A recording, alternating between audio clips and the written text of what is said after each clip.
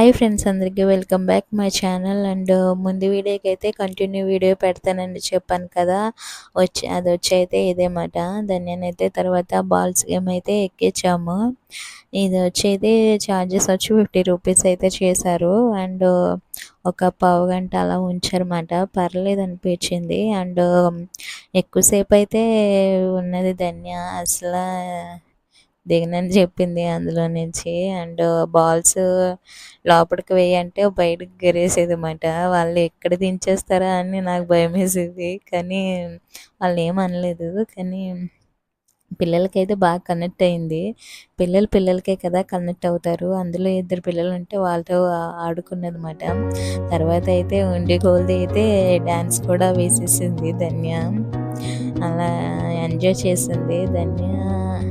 And and smile చూస్తుంటే నాకైతే ప్రపంచం అంతా ధన్య దగ్గర ఉన్నదన్న ఫీలింగ్ అయితే వచ్చేస్తుంది నాకైతే. అండ్ హ్యాపీనెస్ చూస్తుంటే భలే అనిపిస్తుంది నాకైతే. ఒక మదర్గా నేను తను తింటే తను ఇంకా అలా చూస్తూనే ఉండిపోతాను. నాకు అంత సంతోషంగా అనిపిస్తుంది తను అలా ఎంజాయ్ చేస్తుంటే, నవ్వుతూ ఆడుకుంటుంటే.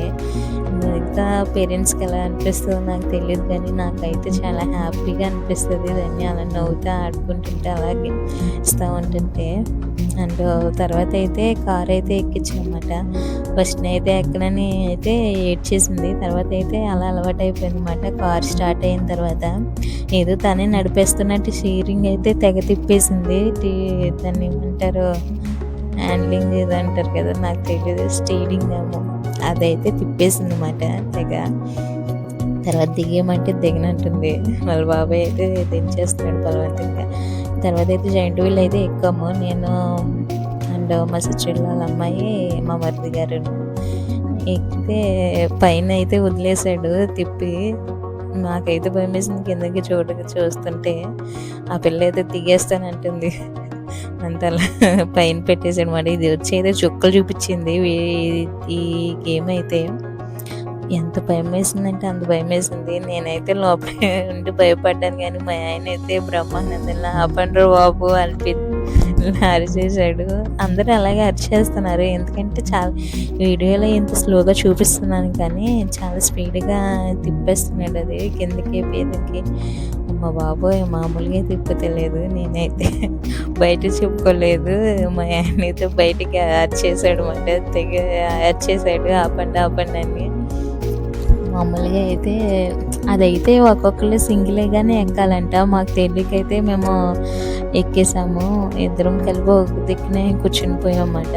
ఒకళ్ళ వెయిట్ వచ్చి ఒకళ్ళ మీద పడిపోయేది. తర్వాత అయితే రింగ్స్ అయితే వేశాను.